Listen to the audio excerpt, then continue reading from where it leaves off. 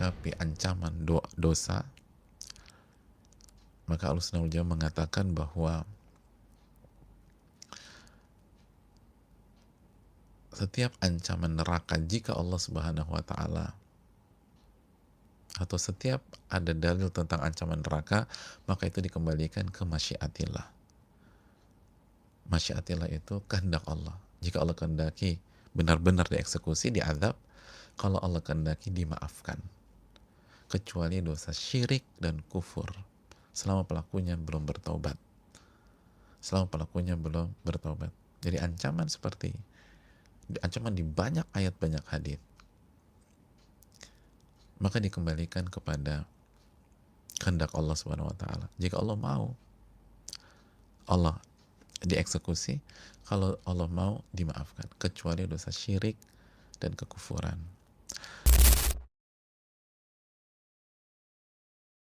Simak hadisnya. Qala al-Imam an-Nawawi rahimahullahu taala, wa an Abi Bakrah Nufai' bin al-Harith al-Thaqafi, dari Abi Bakrah atau Abu Bakrah. Siapa beliau? Beliau bernama Nufai' bin al-Harith. Nufai' bin al-Harith al-Thaqafi, salah satu sahabat Nabi Sallallahu Alaihi Wasallam. Anna Nabi Sallallahu Alaihi Wasallam qala, bahwa Rasulullah Sallallahu Alaihi Wasallam bersabda. Apa sabdanya? Idzal taqal muslimani bisayfayhima fal qatilu wal maqtulu finnar. Apabila dua orang muslim saling berhadapan dan masing-masing mereka dengan senjata masing-masing. Jadi apabila dua orang muslim saling berhadapan dengan senjata mereka masing-masing, karena di zaman Nabi dengan pedang mereka masing-masing, dan jangan ada yang nyeletuk. Kalau pisau boleh dong Ustadz, atau kalau AK-47 boleh dong. Pedang di dalam ayat ini sebagai sampel. Mereka membawa senjata masing-masing. Lalu mereka berkelahi, mereka duel. Apa kata Nabi Sallallahu Alaihi Wasallam? Fal qatilu wal maqtulu finnar. Maka yang membunuh dan yang terbunuh, dua-duanya masuk neraka.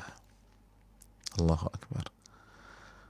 Maka yang membunuh dan terbunuh, dua-duanya finnar, di neraka. Maka ini cukup mengejutkan setiap orang yang mendengar. Dua-duanya masuk neraka. Abu Bakar kaget, lalu bertanya kepada Rasul Sallallahu Alaihi Wasallam. Qultu ya Rasulullah, aku bertanya kepada Rasul, wahai Rasulullah, hadzal qatilu fama balul maqtul. Kalau pembunuhnya masuk neraka, itu sudah jelas, kita ngerti. Tapi pertanyaannya, kenapa yang terbunuh masuk neraka juga? Kan udah terbunuh. Kan dia korban. Dia yang dibunuh. Dia nggak bunuh siapapun, dia yang dibunuh. Kok bisa masuk neraka? Qal sallallahu alaihi wasallam. Maka Nabi pun sallallahu alaihi wasallam menjawab, innahu kana harisan ala qatli sahibih. Karena yang terbunuh sebelumnya sangat bersemangat, berambisi untuk membunuh lawannya tersebut. Hadits yang dikeluarkan Bukhari dan Muslim.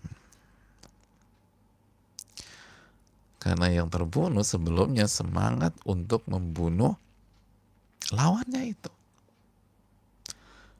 tapi gagal karena keburu terbunuh, keburu jadi korban, maka dua-duanya masuk neraka. Hadirin yang Allah muliakan, hadits yang sederhana, simple, tapi kalau kita pahami benar-benar hadis ini, insya Allah kita akan menjadi orang yang jauh lebih baik lagi.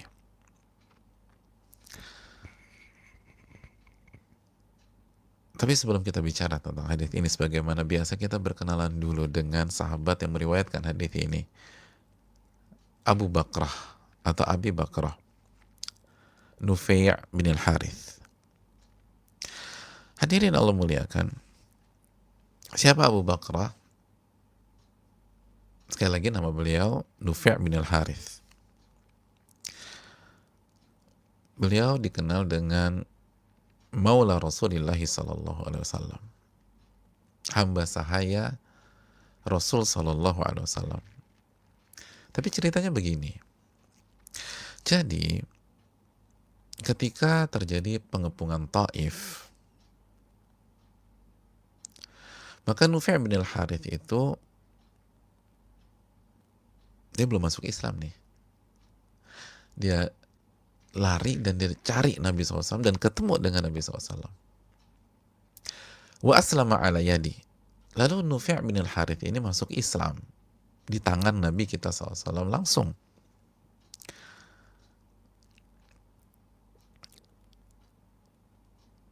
Wa alamahu annahu abdun. Lalu setelah masuk dan ketika masuk Islam itu beliau sampaikan, ya Rasulullah, saya ini budak. Ya Rasulullah SAW, saya ini sebenarnya budak. Saya ini budak. Nah, ketika mendengar itu, Nabi SAW memerdekakan beliau. Masya Allah ya. Saya ini budak ya Rasul. Yaudah, kamu dimerdekakan. Wa kanahu Abu Bakrah. Lalu Nabi memberikan kunyah Abu Bakrah. Nah, setelah itu Thaqif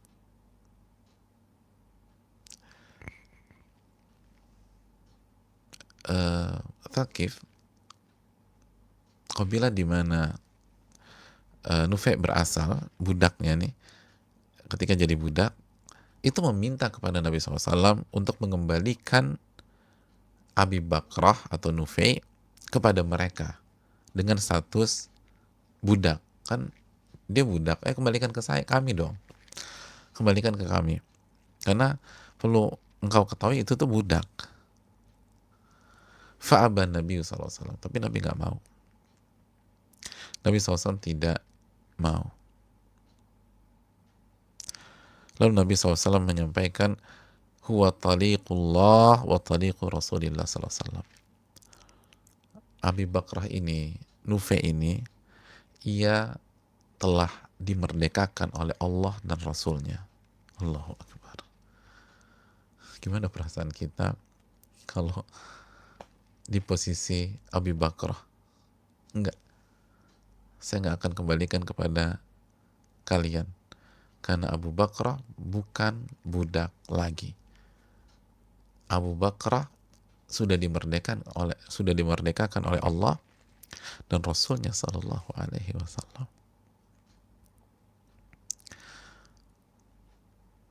Subhanallah. Lihat ya, kalau orang jujur ya, budak loh, bukan korban PHK lagi, ini budak.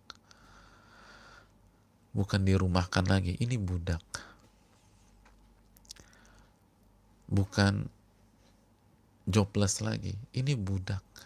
Jauh di bawah. Tapi jujur, kembali kepada Allah dan Rasulnya, ada jalan keluar. Wa man yattaqillah yaj'al lahu makhraja wa yarzuqhu min haitsu la yahtasib. Barang siapa yang bertakwa kepada Allah, Allah akan berikan jalan keluar dan rizki dari arah yang tidak ia duga-duga. Bahkan ketika Thaqif meminta beliau kembali, Nabi yang halangi. Enggak, Abi Bakrah nggak boleh balik lagi. Tapi dia budak, dia sudah merdeka. Allah dan Rasul yang memerdekakan dia. Wih, subhanallah. Kita dibantu orang soleh aja tuh terharu biru kita. Gimana kalau Rasulullah SAW yang mengatakan Allah dan Rasulnya memerdekakan? Sederhana, tapi nggak sederhana. Maka Abu Bakrah pun mengatakan, Ana Abu Bakrah maula Rasulillah sallallahu alaihi wasallam. Saya Abu Bakrah, saya hamba sahaya Rasul sallallahu alaihi wasallam. Jadi beliau declare itu, beliau sampai dengan saya Abu Bakrah, saya hamba sahaya Rasul sallallahu alaihi wasallam. Padahal udah dimerdekakan, tapi saking, ya Allah.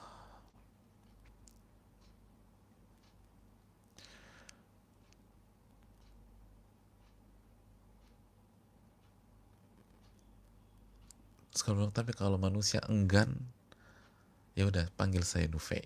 Gitu. Tapi belum bangga, saya ini hamba saya Nabi SAW. Dan hamba saya kan siap berkhidmat, siap totalitas. Karena merasa sangat berjasa ini Rasulullah. Hamba saya itu nggak digaji, bukan ART. Hamba saya itu siap berkhidmat dan membantu tuannya apapun permintaan tuannya. Bahkan hamba saya itu jiwa raganya diserahkan.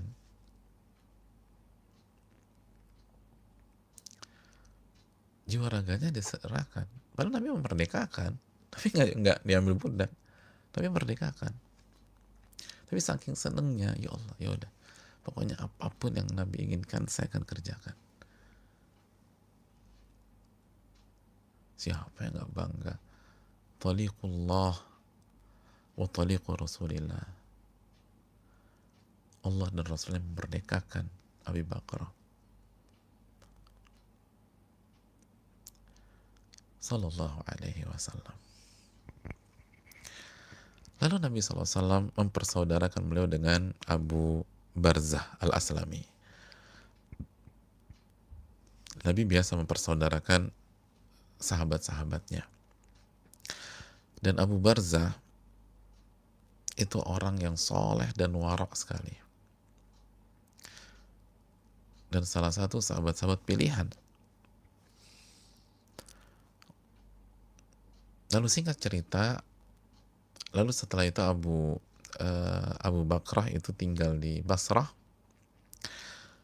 di Irak, dan Hasan al-Basri pernah mengatakan, lam yanzilil Basrah minas sahaba mimman sakanaha afdal min Umran bin al-Hisan, Umran bin Husain, mohon maaf, Imran bin Husain dan Abi Bakrah wa Abi Bakrah. Kata Hasan al-Basri, tidak ada satupun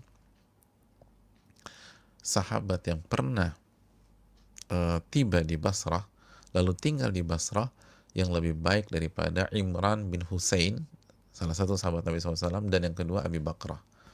Artinya orang ini baik banget. Dan Abu Bakar termasuk sahabat yang tidak mau masuk ke dalam fitnah. Beliau menghindar dari fitnah. Dan rajin banget ibadah. Beliau ini rajin banget ibadah. Sampai beliau wafat itu beliau terkenal dengan ibadah beliau. Dan saudaraku yang Allah muliakan,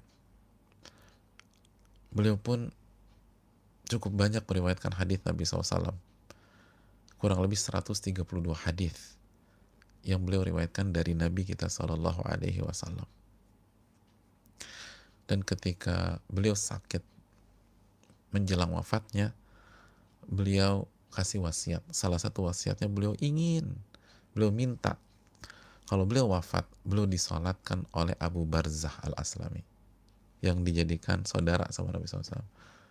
Dan wasiatnya disolatkan oleh Abu Barzah. Kok wasiatnya itu sih? Disolatkan orang soleh, jamaah. Disolatkan orang soleh. Emangnya nggak ada artinya itu doa ketika sholat jenazah? Allahumma gfir lahu warhamhu wa'afihi wa'fu anhu. Ya Allah, itu lebih berharga pada dunia dan seisinya. bagi jenazah, bagi orang telah wafat. Apa artinya uang bagi orang yang telah wafat? Apa artinya harta bagi orang yang telah meninggal? Yang mereka butuhkan doa. Yang mereka butuhkan doa dari orang yang masih hidup. Mau dikasih 2 juta, jangan udah, mau dikasih 2M, 2T, 1000T nggak ada gunanya bagi mereka. Tapi saudaranya, doakan mereka ketika mereka wafat. Allah maghfir lahu, ya Allah ampuni dia. Apalagi yang doakan orang soleh, yang doakan Abu Barzah.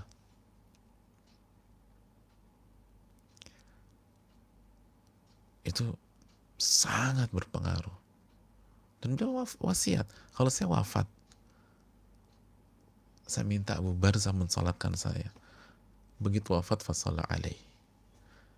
Abu Barzah mensolatkan Abu Bakrah. Dan lihat kejujuran mereka. Mereka orientasinya akhirat, jamaah. Dan beliau wafat di tahun 51 atau 52 Hijriah.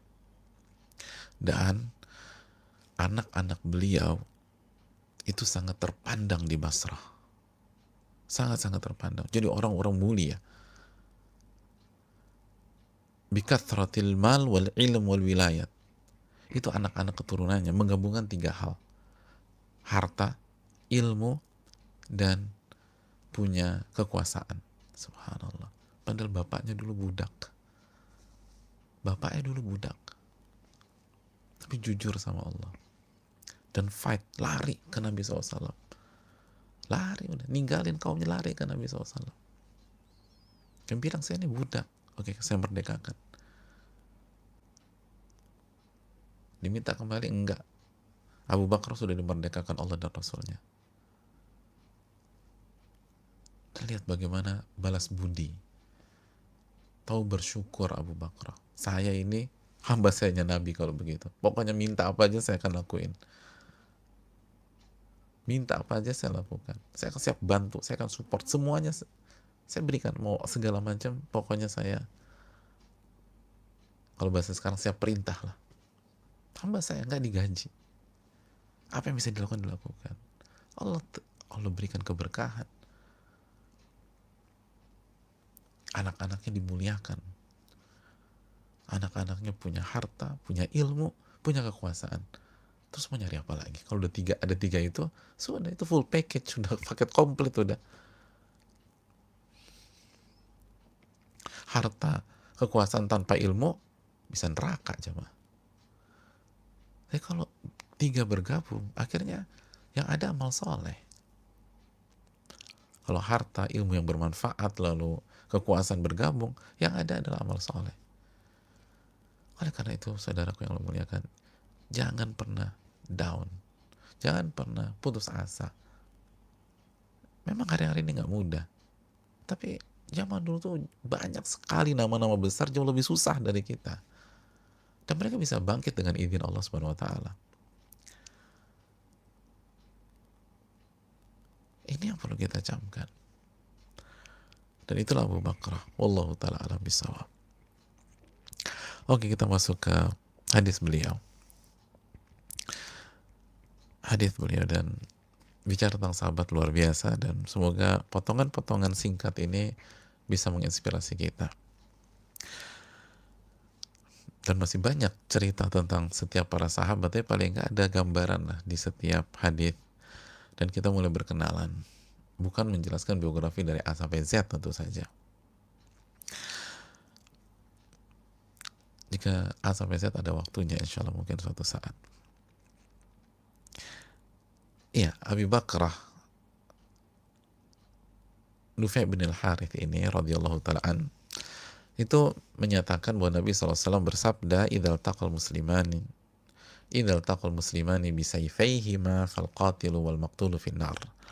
Apabila kedua orang atau ada 2 orang muslim berhadapan, berduel, berkelahi, maka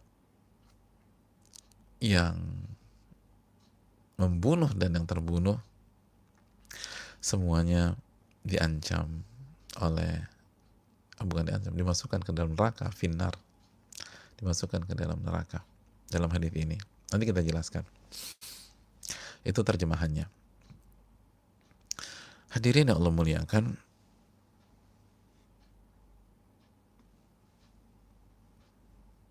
kita bahas faedahnya. Yang pertama,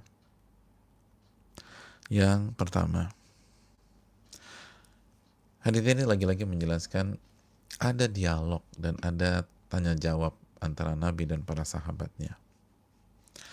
Ada komunikasi antara Nabi SAW dan para sahabatnya. Sekali lagi ada komunikasi dan ada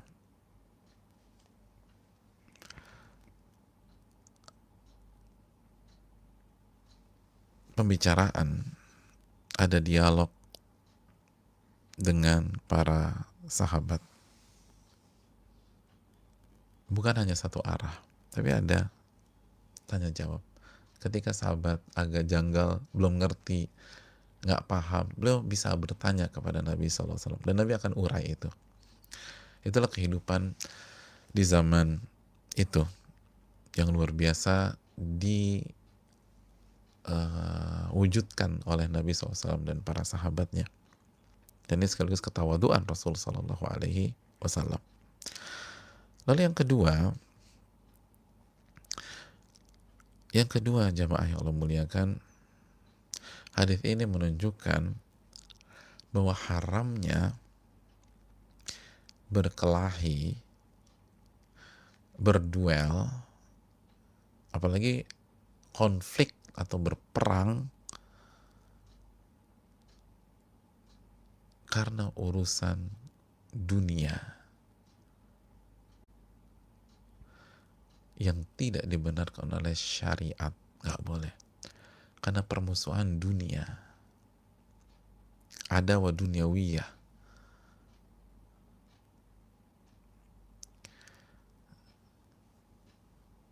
Nabi SAW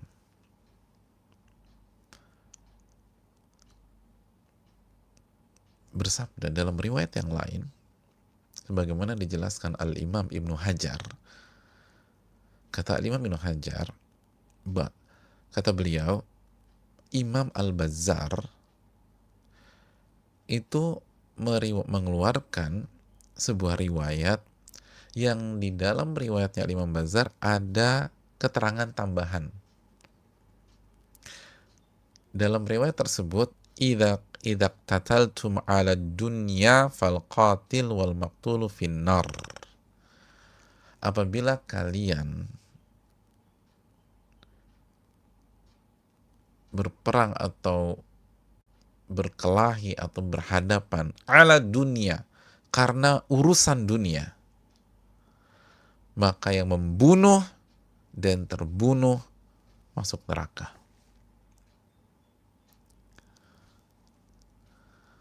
Karena urusan dunia. Karena urusan dunia. Maka yang terbunuh, maka yang membunuh dan terbunuh masuk neraka. Redaksi ini memperjelas.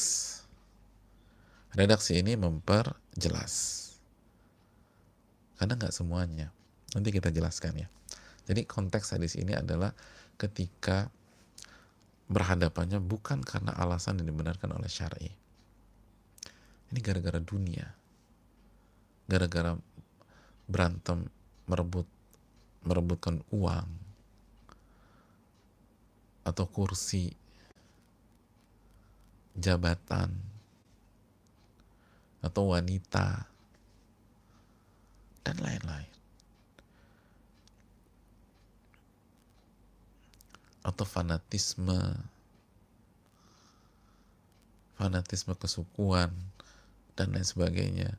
Lu ketemu, ini yang dimasalahkan. Dan ini didukung oleh hadis yang dikeluarkan Imam Muslim.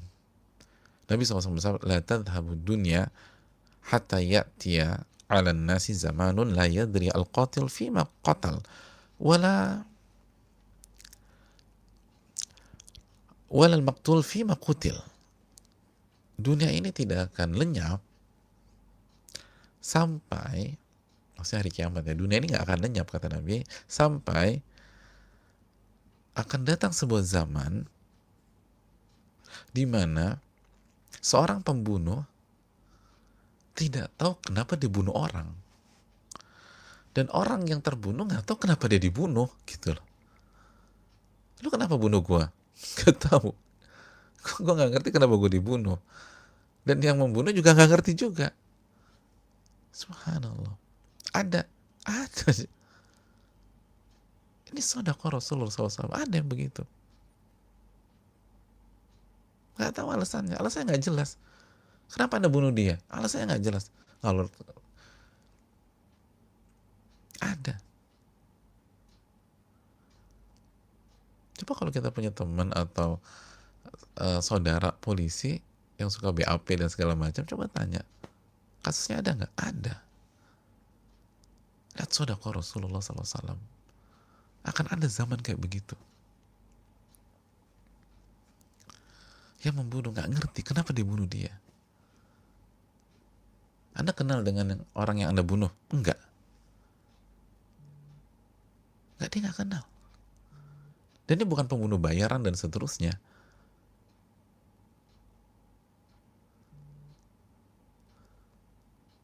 Dan yang korbannya pun nggak tahu. Mungkin korbannya masih bisa bernafas atau masih bisa komunikasi sampai sebelum dia meninggal ditanya, kenapa sih dia mau bunuh Anda? Saya nggak tahu kenapa. Saya cuma lagi duduk, saja tiba-tiba diserang. Wih, saudaraku yang Allah muliakan, ini kalau bukan wahyu apa? Nabi SAW kalau bersabda nggak pernah meleset, nggak pernah meleset.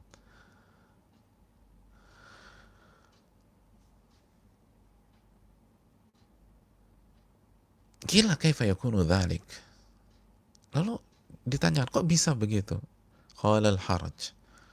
Itu zaman fitnah, nggak jelas sudah. Lalu kata Nabi, al-qatil maqtulu finnar.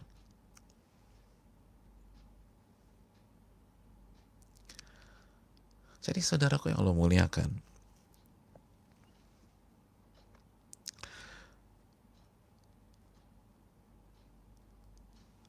Al-Imam Al-Qurtubi, karena biar clear, menjelaskan bahwa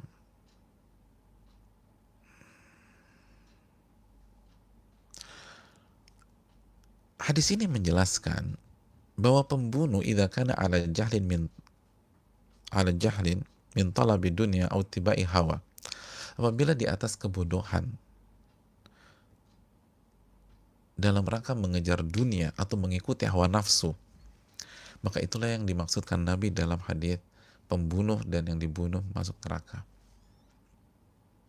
Maksud pembunuhan di sini nggak ada alasan syar'i gitu loh. Kenapa? Karena ngejar dunia atau mengikuti hawa nafsu.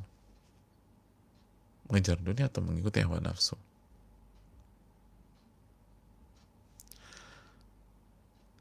Jadi yang dimaksud hadis ini adalah karena urusan dunia atau mengikuti hawa nafsu. Wallahu ta'ala alam bisawab.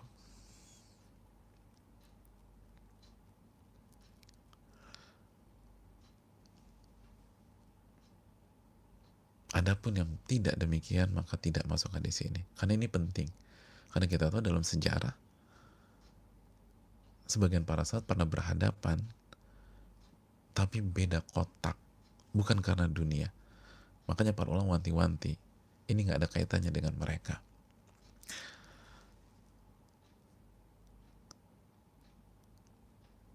Kita lanjutkan. Hadirin yang Allah muliakan, adapun poin yang berikutnya, adapun jika berhadapan karena alasan syar'i,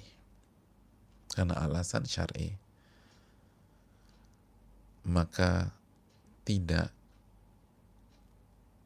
berkaitan dengan hadis di atas. Sebagaimana yang Nabi sabdakan dalam hadis Abu Dawud, Nabi SAW bersabda, "Man qutila duna dami fahuwa syahid." Barang siapa yang terbunuh karena membela diri,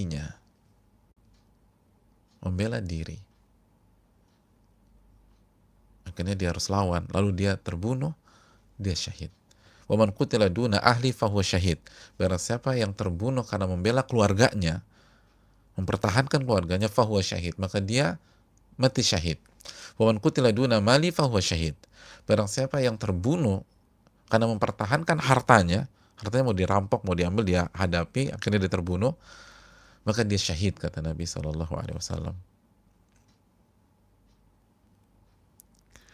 Ada seorang sahabat bertanya kepada Nabi SAW, bagaimana jika ada orang yang ingin mengambil harta saya lalu saya hadapi? Nabi mengatakan, in qataltahu fahuwa finnar. Kalau Anda berhasil menaklukkan dia sampai dia meninggal, dia masuk neraka. Dan kalau justru sebaliknya, dia membunuh Anda, Anda syahid. Anda syahid. Itu kata Nabi SAW.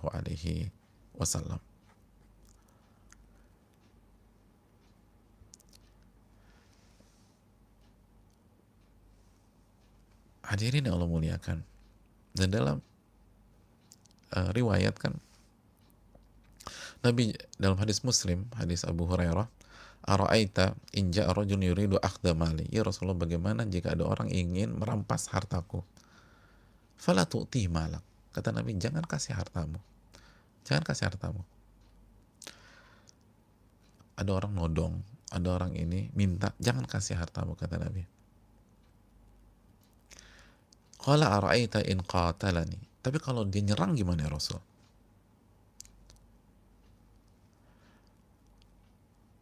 Kalau dia nyerang gimana? Kata Nabi, qatilhu, lawan. Kata Nabi SAW, pertahankan. Qala ara'aita in qatalani.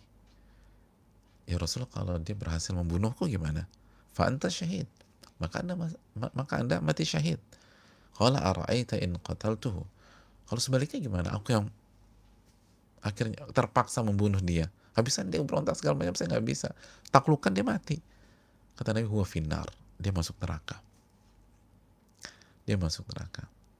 Ini di dalam ilmu fikih dinamakan daf'us sa'il. Daf'us sa'il, mempertahankan diri, harta, keluarga, kehormatan. Yang mempertahankan yang kita punya. Itu nggak masalah. Walaupun kita harus berhadapan.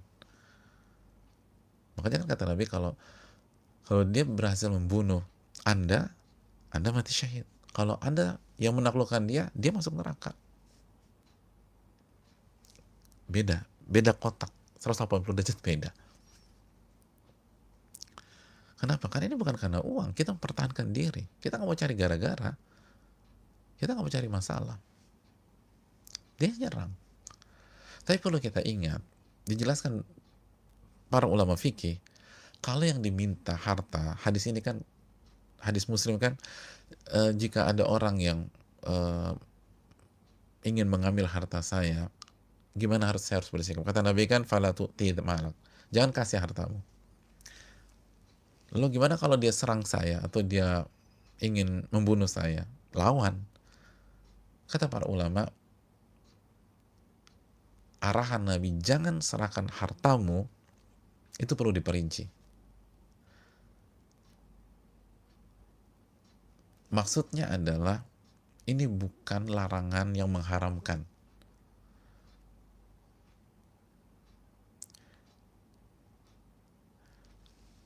Ini bukan larangan yang mengharamkan.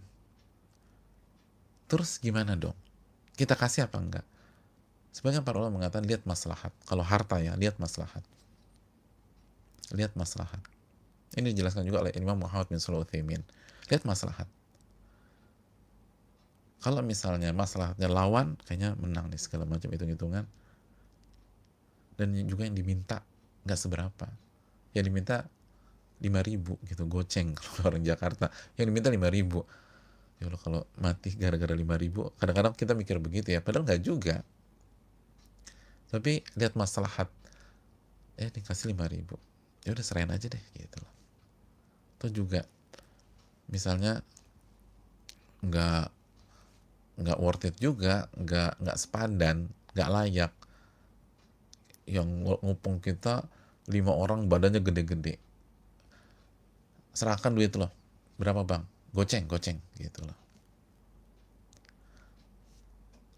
5 orang 5.000, masa 1.000 tapi udahlah gitu.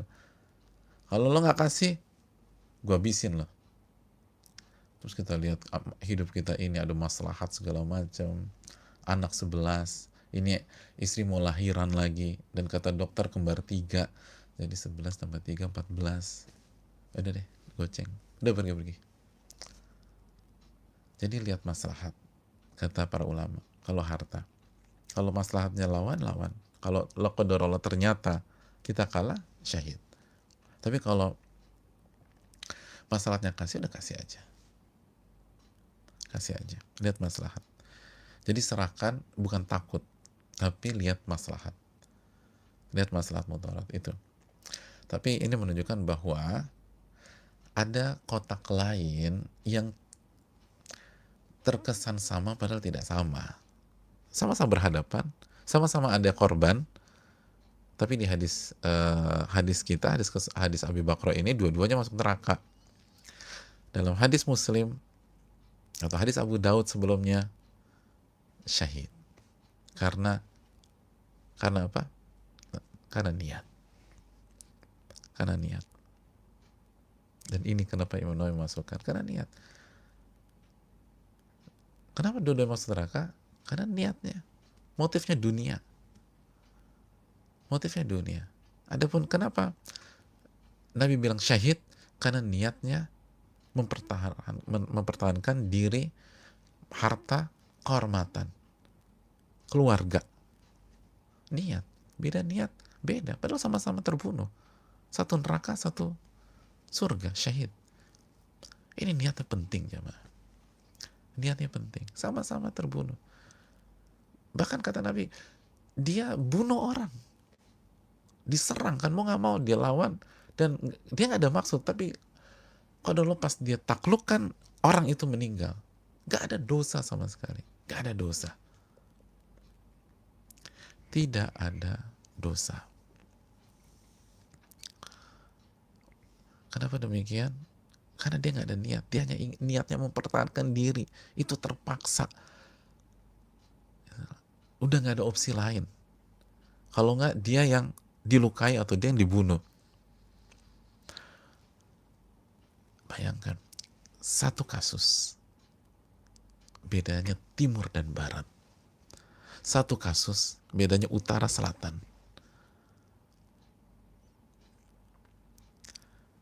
Satu syahid, satu neraka.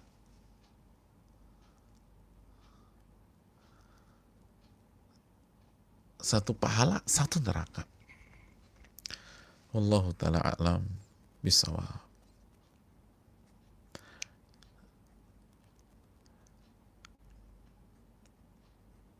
Yang berikutnya, pelajaran yang berikutnya.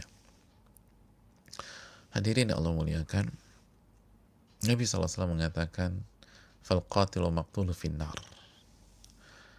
Yang membunuh dan yang terbunuh masuk neraka. Oleh karena itu, di pelajaran berikutnya, kita harus ingatkan, hati-hati dengan dosa pembunuhan. Dan ini perlu untuk selalu diulang-ulang di hari-hari ini. Karena kasus pembunuhan itu memiriskan hati. Gampang sekali orang bunuh orang pada saat ini. Tentu saja masih banyak juga orang baik, alhamdulillah, di negeri kita. Tapi rasanya setiap hari kita dengar ada berita, ada yang dibunuh lah, ada yang dibunuh lah, ada yang dibunuh lah, ada yang dibunuh. Allah berfirman dalam surat An-Nisa ayat 93. An-Nisa 93. Ini ayat harus direnungkan. Allah berfirman, "Waman yaqtul mu'minan muta'ammidan." Barang siapa yang membunuh seorang mukmin muta'ammidan, dengan sengaja. Emang dia niat bunuh. Muta'ammidan, sengaja. Apa kata Allah Subhanahu wa taala? Fajazauhu jahannam. maka balasannya jahanam, neraka jahanam. Allahu Akbar. Coba pikirkan kita yang dendam sama orang, terus memang udah ngincer pengen dibunuh. Betul. Alhamdulillah aja ada PSBB atau social distancing. Padahal udah niat nih, gue mau habisin tuh orang. Jahanam ini. Jahanam. Neraka jahanam. Fajaza'uhu jahannam. Berhenti? Belum. Khalidan fiha. Dia akan masuk neraka khalidan fiha dalam waktu yang sangat lama. Sangat lama. Sangat lama. Khalidan dalam ayat ini bukan kekal selama-lamanya. Karena akidah Ahlussunnah wal Jamaah menjelaskan bahwa yang kekal selama-lamanya adalah dosa syirik atau kekufuran. Selama bukan syirik atau kekufuran, tidak kekal. Tapi lamanya minta ampun. Ini bukan waktu singkat di neraka, lamanya luar biasa.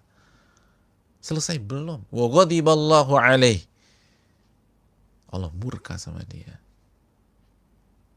Allah murka dengan dia.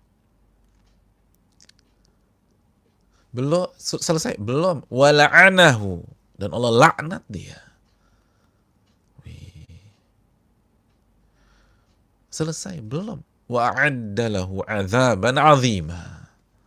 Dan Allah persiapkan azab yang sangat amat pedih buat dia. Jahannam. Durasinya lama. Dimurkai Allah, dilaknat Allah, dan disiapkan azab yang pedih. 5 ancaman dalam 1 ayat. 5 ancaman dalam 1 ayat. Lalu ada orang nusuk saudaranya cuma gara-gara 100.000, 200.000, kadang-kadang 50.000 nusuk orang, terus orang itu meninggal cuman karena sakit hati aja dibunuh, lalu Anda bunuh orang. 5 ancaman. Ngeri. Oleh karena itu ini yang perlu kita camkan bersama-sama.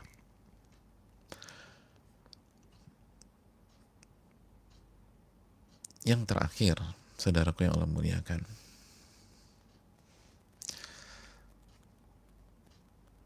hadis ini menjelaskan kepada kita bahwa barang siapa yang bertekad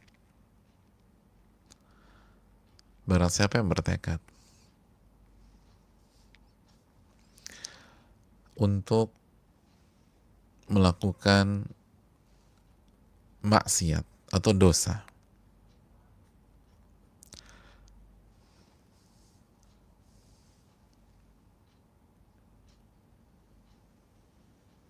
sekali lagi, barang siapa yang bertekad, berniat ya, udah bulat untuk melakukan maksiat,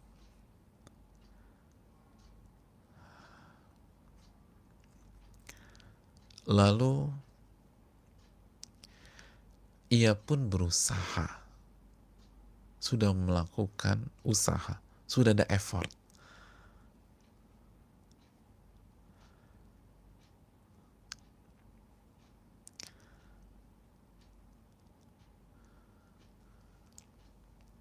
tapi akhirnya gagal.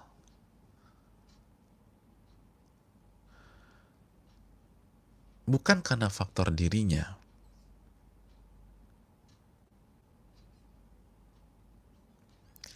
tapi faktor lain.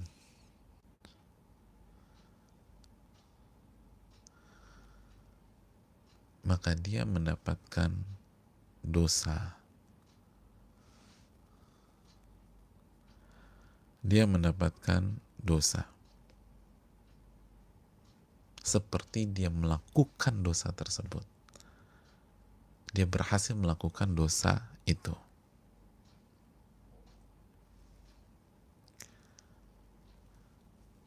Makanya kata Al-Imam Muhammad bin Shalih Al-Utsaimin, kata beliau, orang ini biniyatihil qatl, dia niat ingin membunuh lawannya. Kan kata harisun ala qatli sahibi. Kok masuk neraka sih? Dia kan terbunuh karena dia bertekad ingin ngebunuh saudaranya. Niat buruk udah. Dia niat dosa, ingin ngebunuh orang. Terus yang kedua, wa amilahu sabab al-musil lil qatl. Dan dia udah berusaha dan berupaya untuk ngebunuh tuh orang. Buktinya apa? Dia datang ke tempat. Kan kata Nabi, idzal taqal musliman, jika dua orang muslim berhadapan. Loh, kok Anda ada di sana? Terus bisayfaihima.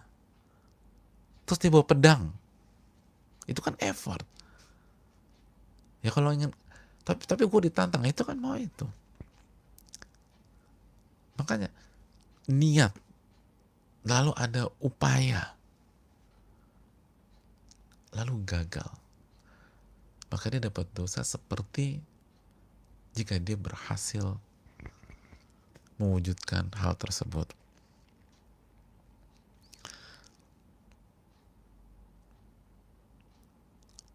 Ka'annahu qatil, seperti dia yang membunuh.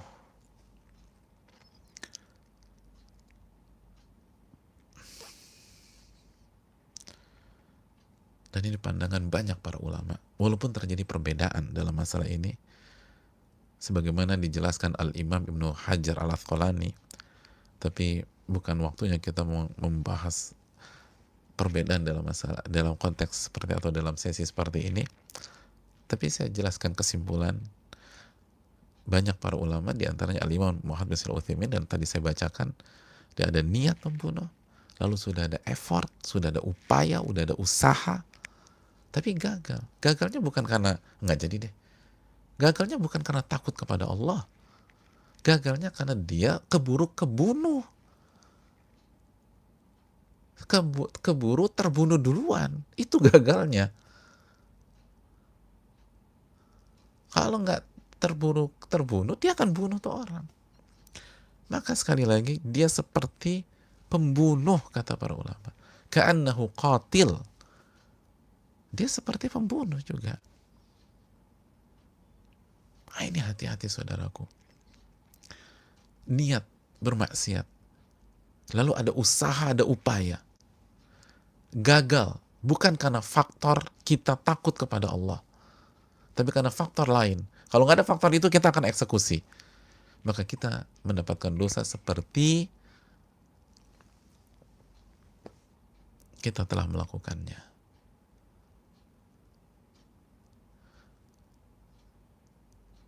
Kan sebagian orang berpikir, kalau baru niat buruk kan enggak. Itu ada perincian, dan ini salah satu perinciannya. Niat buruk, bertekad, bawa pedang dari rumah, datang ke tempat yang ditentukan, atau datang menemui itu orang, terus terjadi duel pula. Kan terjadi duel, lalu keburu terbunuh.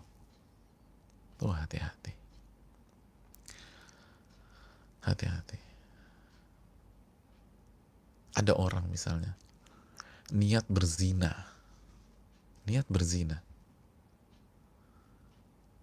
dia datang ke tempat perzinaan,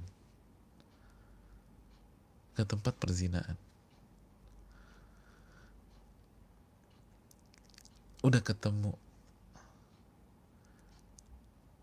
ternyata uangnya nggak cukup, nggak jadi.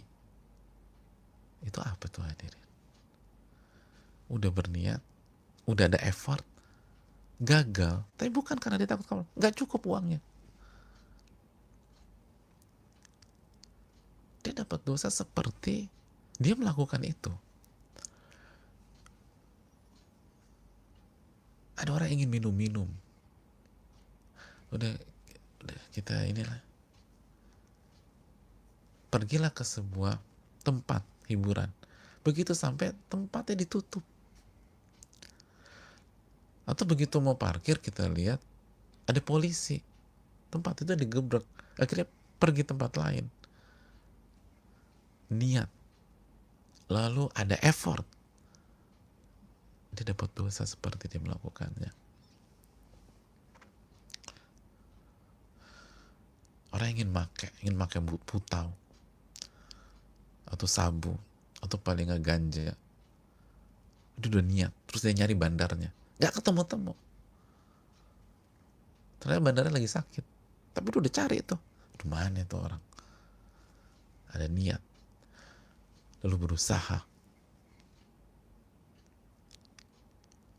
tapi gagal bukan karena dia takut sama Allah, karena ada faktor lain. Kalau itu nggak ada, dia akan lakukan, maka dia dapat dosa seperti dia melakukan hal tersebut. Ini yang perlu kita camkan bersama-sama. Hati-hati. Hati-hati dengan niat buruk. Lalu kita usahakan, udah berusaha, tapi ada faktor lain. Finnar. Dia di neraka. Hadirin yang Allah muliakan.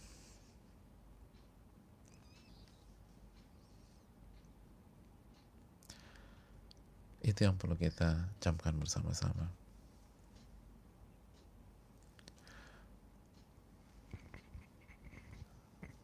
Hati-hati dengan ini.